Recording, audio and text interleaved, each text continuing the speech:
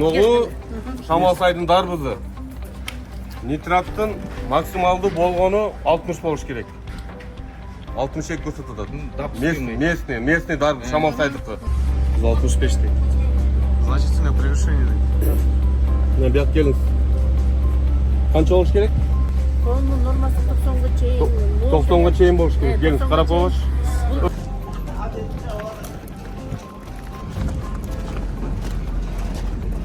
Pomidor kaç?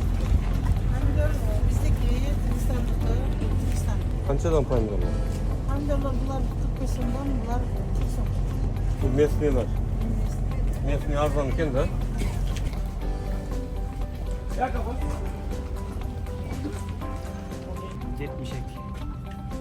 Normalde. 150'den aşmaş gerek. Aşbaş gerek. Aşsa kızıl büyük taraftan mı? Çarşı. Bunun içinde yürüyor. Pomidor. Şeyi bozuk.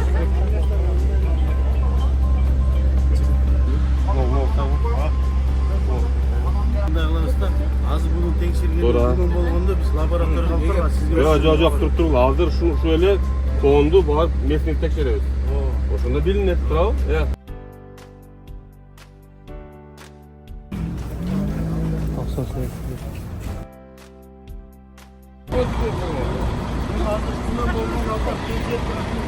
Sen cevap durma maşlanı. Maşlanı kaçar mı? Tişi. Onu kaçar da ne? Tüste çapma.